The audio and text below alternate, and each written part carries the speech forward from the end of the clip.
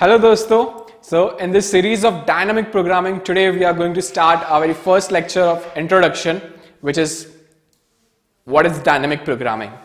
So the first thing as a student, what we do, we just start typing the same thing on the Google, we search over it, like we read Wikipedia, we read different websites, or even you may read some books to know what is dynamic programming. So what I've done, I've taken a definition that you are going to get whether you're going to read a book or maybe from any website. So let's read it once. So dynamic programming is an algorithmic technique for solving an optimization problem by breaking it down into simpler subproblems and utilizing the fact that the optimal solution to the overall problem depends upon the optimal solution to its subproblems. Okay. Yes, the definition is clear, but अभी वो feel नहीं आया ना dynamic programming क्या? Okay, what if I tell you that I can define dynamic programming in 2 words? It's simply an efficient recursion. If anyone asks you what is dynamic programming, it's efficient recursion. Or I also use one term that I have coined myself, which is like polynomial version of recursion, and some people call it optimization over recursion. Okay, wait. For people who don't know what is recursion, it's basically, you can say, a mathematical function. And if you're talking about mathematics, then it's a mathematical function which depends upon itself. In coding, we can say a function which call itself is a recursive function. Cool? Easy. So this is what dynamic programming is. Whenever someone asks you, just say it's an efficient recursion. So people who know recursion, you might be wondering, what, recursion? Yes, it's just simple, efficient recursion. That's all. Now, in order to feel exactly what is dynamic programming, let's take an example. सबसे बढ़िया समझ में तभी आता है ना जब अपन एक उदाहरण के साथ लेते हुए चलते हैं कि यार ये एग्जाम्पल के अंदर है और ये डेफिनेशन है, तो थोड़ी चीजें क्लियर भी होती है. Okay, so let's start. For people who know what it is, like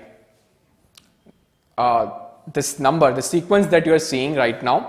So some of you know what it is. For people who don't know, it's called as Fibonacci series. Now the series is so famous that you can see it in nature. Like whether you're seeing a sunflower, or if you guys watch National Geographic, then you'll be amazed that the square that the rectangle, that they use is basically based upon a Fibonacci series. Isn't it cool? So let's see the mathematical definition of Fibonacci series. So the Fibonacci sequence is basically this, where this is your 0th term, your first term, and it goes on. So how the term is generated is basically whatever the term that you need to find is the sum of the previous 2 terms. So 1 plus 1 gives you 2. Now suppose you want to find 8, then that will be the sum of the previous 2 term, which is 3 plus 5, it gives you 8. So that's what written here. The next number is found by adding up to 2 numbers before it. Okay, people who know Fibonacci series might be thinking, okay, let's just skip it. But let me tell you guys, towards the end of the video, I'm going to show you that how with the help of directed acyclic graph, we are going to represent that in a Fibonacci series in a graph, and we'll see that how table is filled. Like if you guys have ever wondered that why bottom-up approach is filled and the way it is filled, or how top-down approach is filled, so we are going to see that towards the end. So make sure that you watch all this. Okay, so let's move ahead. So whenever you see whatever the question you're given to you as a Fibonacci series, the next thing we do, we try to write in a mathematical form. Okay, so let's write it is called as a recurrence relation. So a 0th term is 0 and a first term is 1, because this will be like some of the base condition. You cannot ask for you cannot generate the first term, because what is the sum of the previous 2 terms? One will be the 0th term, but we don't have a negative term, right?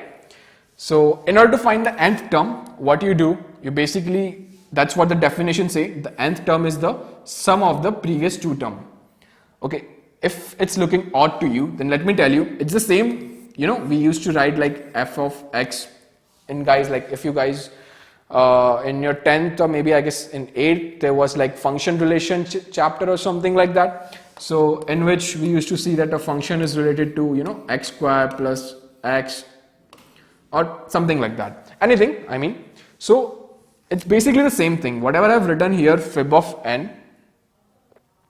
So whatever I've written fib of n is basically the same. It's f of n is equal to f of n minus 1 plus f of n minus 2. Well, this is sort of the very first step that we do.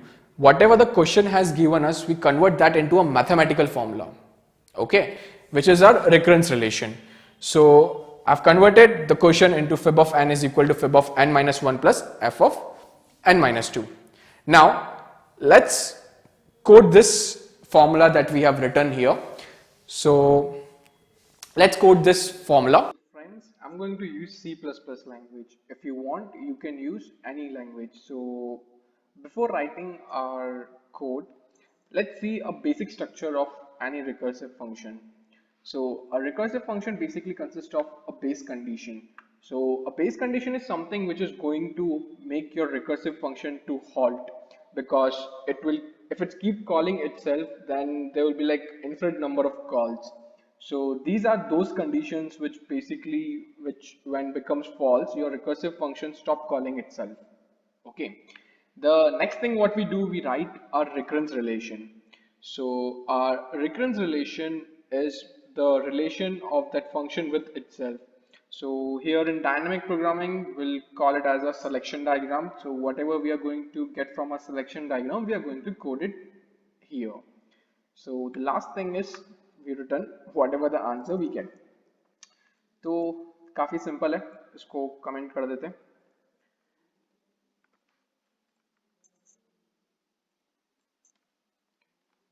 Okay, so return type of our function will be int, as we are returning an integer. Now I'll call my function as fib. So let's pass the parameter which be int n. So our parameters are of basically two types, like there are static parameters and dynamic parameters. So dynamic parameters are those which keep changing when you call the function. So here our n is a dynamic parameter. Why, you will come to know. So first we need to write a base condition. So what are the base conditions? Think for a moment. Okay, so a base condition will be when n equal to or 0 or the 1. So you cannot call for those terms, right? So because before those two terms, like your 0 term and the first term, it will become a negative term. So we don't have answer for that, or it's not defined for those numbers. So let's say for n equal to 0, this will be a one of a base condition, will return 0. And for if n equal 1, will return 1. Okay, so now we need to write a recurrence relation. So what was our recurrence relation? I'll just make some space here. Okay, so our recurrence relation was our fib of n is equal to fib of n minus 1 plus fib of n minus 2. So it's going to call a Fibonacci function, a fib function with the values parameters, the one term before it, n minus 1 term and n minus 2 term. So this will be our answer for fib of n if the n is greater than 1. So we'll simply return this. Okay, so this will be our simple recursive function for Fibonacci series. Okay, so we have done our recursion code. Now let's take an example. You know, the best way to visualize a code, as soon as you have written it, take an example and try to trace your code. Okay, so let's take an example. If you want to generate the number 21. Now as in Fibonacci, it's going to call the previous two terms. So first it will call the n minus 1 term and next n minus 2 term. Now this is going to call its previous two terms and similarly. Okay, pause the video for a second and look at the recursion tree that you're going to get from an input of 21. Just for a second and try to make some observation. Okay, you'll see that this tree follows symmetry. So the subtree that we are looking here for the 8 is the same subtree which is being called here. The subtree we are talking about here, which is getting us the value for the 5, is the same subtree which is generated here and the same subtree which is generated here. So my point is that when you are doing a recursion call, then there is like a lot of redundant calculation. So as you can see, the same function, the same subtree has been calculated thrice in the just a small input, in a small input of generating like 21. So my point here is, if there is some way that we don't have to recalculate it, then it can save a lot of time, right? And very obvious way to do is, if you guys have learned about an operating system, this simple of time and memory trade-off. So if you give memory, then you can increase the speed of time, right? Just like we uses cache in our CPU, or if you guys know, like the more RAM you get 4 GB RAM or 6 GB RAM, then that particular device is faster than the one which has 4 GB RAM, because it has increased its memory and it has increased its speed. Similarly, if we can store these values when we are calculating, then we can save a lot of time. How? Let's see. So when we are calling 21 will first call 13 and minus one term, or just term before it. 13 will call 8 will call 5 will call 3 will call 2 will call 1, and as we know it's the base term, so we are going to get it. So it will return the value. Now when we are calculating for second, which is our third term, so we are going to store the value of the third term, then we are going to store the value of the fourth term, because it will return here. It will call 1, and we know that it's the second term which is already stored, so it won't be called. Now when for the 5 we are going to call 2, which is our third term, it's already calculated and we have stored it. Its value is 2, so we are not going to call this branch. Okay, very well. Now let's see when 8 is going to call 3. So we have already calculated 3. So we are not going to call this branch. We'll simply take the value which is 3 from here. And if you know, we'll also store the fifth term, which is our 5. So it will return the value. Now when it's going to call the 5, we know that our fifth term is 5. So it's simply going to return the value. So it will store the sixth term, which is your 8, and your seventh term, which is 13. So all these values are stored. So even this branch won't be called. Okay. Now when 21 is calling for 8, which is your sixth term, we know we have already calculated. We'll simply look into our table. Sixth term is 8 and we'll get the answer. So even this won't be called. So you see, when we store the values, how much calculation we are avoiding, or let's say the time we are saving. We have just calculated this leftmost subtree. That's all. So let's do whatever we have done in a recursion function. Let's store the value and let's see the difference in the execution time in the recursion and our memoization function. Memoization. Okay. Spelling sahi hai bol raha hu main. Like when the first time I heard this term, even I was like memoization, and like sahi hai. Like term spelling dekhi yahi hai. Take hai, memoization. So let me make it very clear for you. It's basically when you store the values, then in the language of like computer language, we call it as memoization.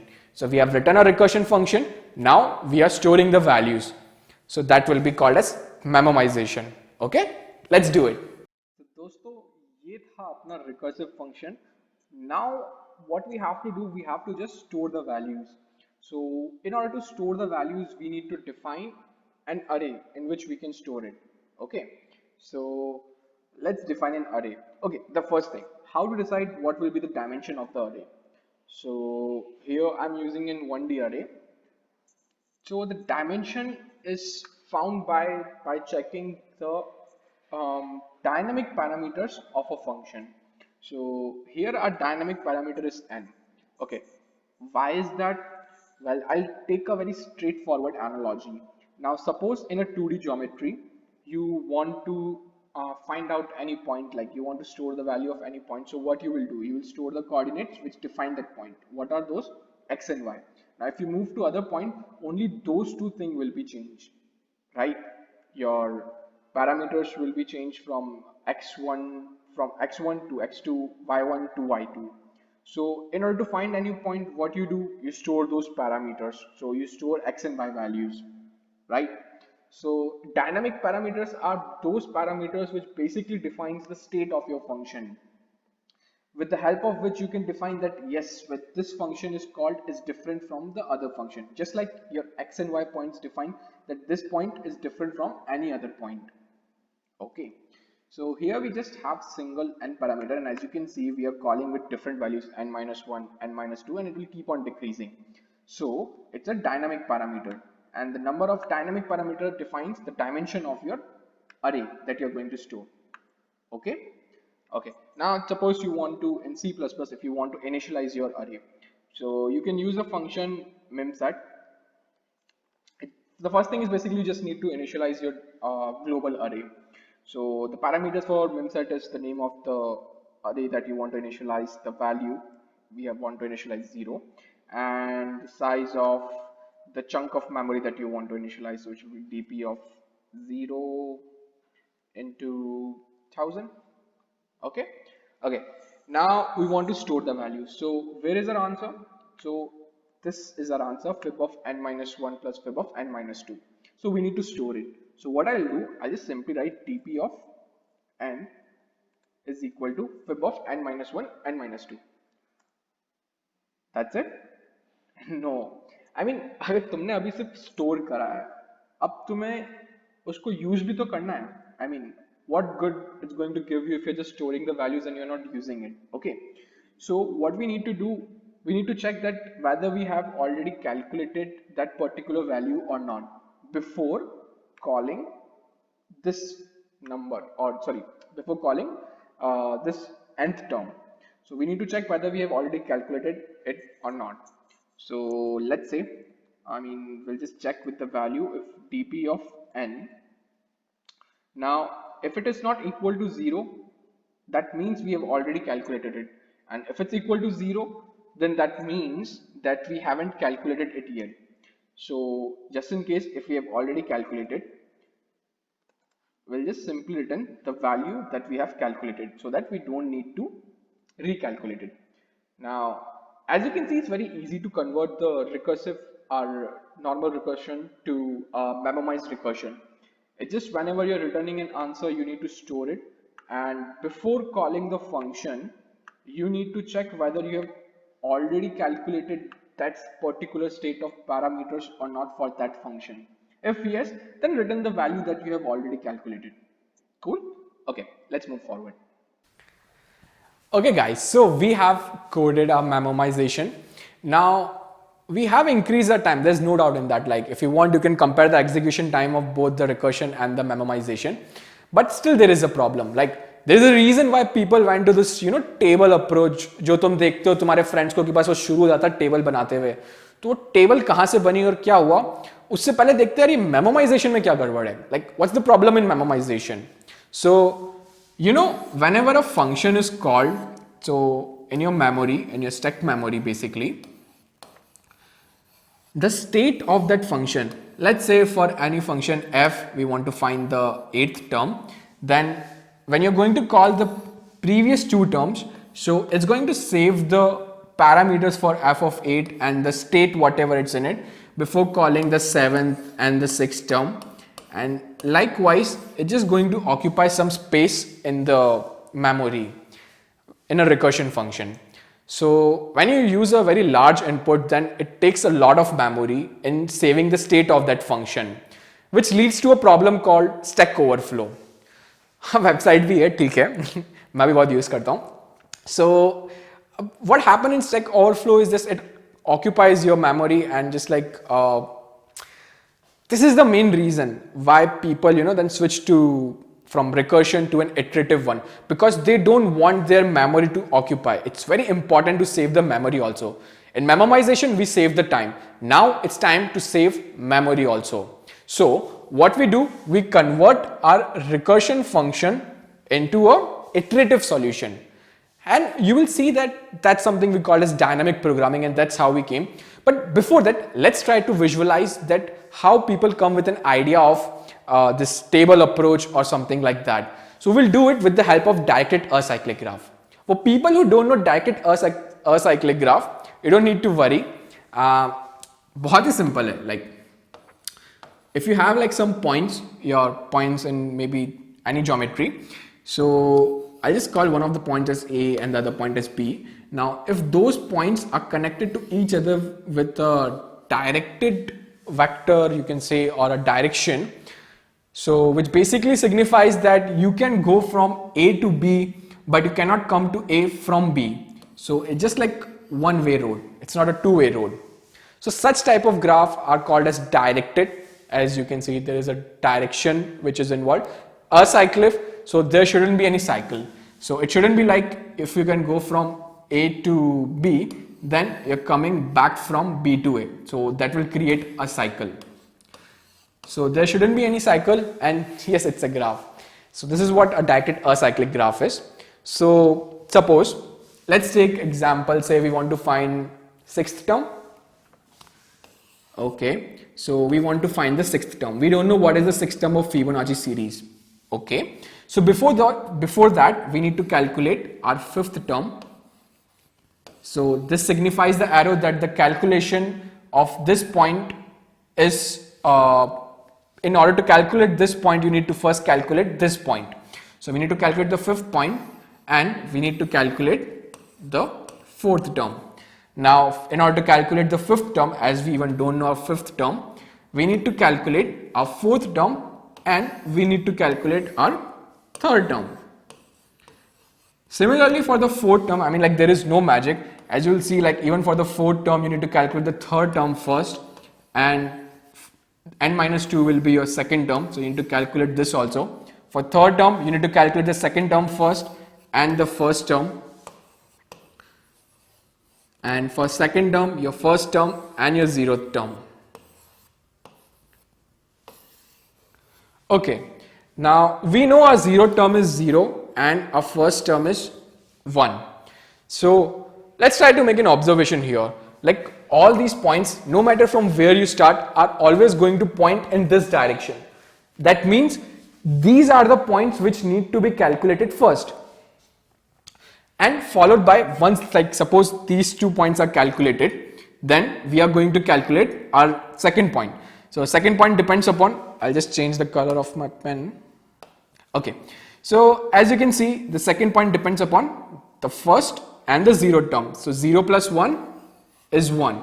Now our third term basically depends upon the calculation of second and the first term. So we'll get 1 plus 1 from here, 2. Similarly, for the fourth term, it depends upon the third term and the second term, which is 2 plus 1, 3. Then we'll get 5, and finally we get our answer as 8. ठीक है, तो अब ये चीज देखना, like, if you guys have solved any dynamic programming question, so like when you create a table, then usually, usually your first row and your first column are always filled with some values, and people say like you're initializing them and all those things, but that's not the truth. The truth is that depends upon these 2 points. Like, just like these 2 points, they depend upon, these are some points which needs to be calculated first. Okay, so these are called as your base condition or your initialization. So in order to get the answer, you need to calculate these first. So now the observation tells us that it's need to follow the sequence in this direction. That is, we need to calculate for our I equal to 0 to n in order to find the nth term. So let's do it. Let's code our recursion function into an iterative function. So once you have written your Memoize function, it becomes very easy to convert it into your iterative solution, friends. So what I have done, I have taken our, like we were using a global array DP, now I'm calling it some local array fib DP. Now I'm taking an input C in nth term, which will be the term that we want to find. Now what we have to do is, whatever the base condition you have in your memoize function, that is your for n equal 0 and n equal 1, those base condition will become your initialization condition. So that will be your fib of dp. So your fib of dp for the 0th term will be 0 and will initialize even our first term. So our first term will be 1. Now as you can see that the rest of the part in the recursion will only run when n is greater than 1. So I'll write that condition. If n is greater than 1, then we'll proceed. So the next thing what we have done, we have written a recurrence relation and we are storing as well as using the stored result. Okay, so instead of now calling it, we'll use an iterative. So for int I equal to 2. Now why I equal to 2? As you know, we have drawn a directed acyclic graph and every nth value were pointing to the smaller values, and it was starting from the very 0th and the first term. So we have already calculated our 0th and the first term. So the next term is our second term and we'll go all the way up to our nth term. So now we need to write our recurrence relation. So what was our recurrence relation? For any ith term, it will be the sum of the previous two terms, which will be your I minus 1 plus fib of I minus 2. Okay. So once you are done, your answer is in fib of dp nth term. That's all. Okay, now if you really want to appreciate whatever we have done, I'll strongly encourage you guys to take an input, say for n equal to 45 or 50, and see the execution time for normal recursion function, our memoize function, and our iterative function. So once you do it, you will be really amazed the difference that comes in all these three different methods that we have used. And the point is, you will appreciate more dynamic programming, that why we are using it and what wonders it does. So also you can share your results in the comment section.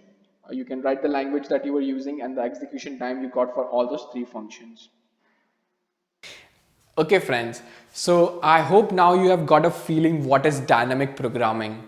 So now before proceeding further in this series, let's see what will be the flow of the lectures in this series. So there will be different classes. Okay, so what I've done, like as I told you, I've solved like some 200 questions before making this series. So what I like, when I was solving those questions, I found some relation between the questions and I started segregating them in different classes. So towards the end, I have like some 10 different classes. So I can be assured like 99% of the dynamic programming questions that you're going to get are going to fall in one of those classes.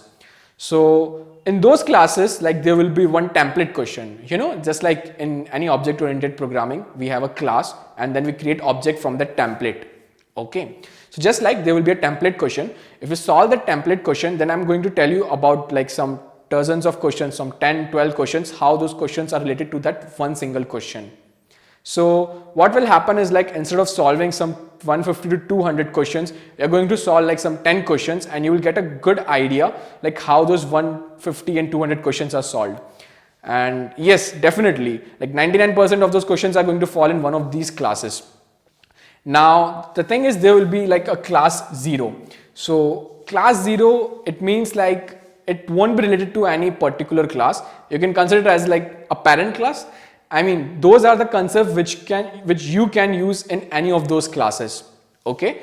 So let's see you in the next video where we're going to talk about the terminologies. And if you have liked the video, then hit the like button, subscribe the channel. And before going, I would like to thank Nimbus Education, you know, for providing all these resources and making this series happen. So also hit the bell icon button and see you in the next video.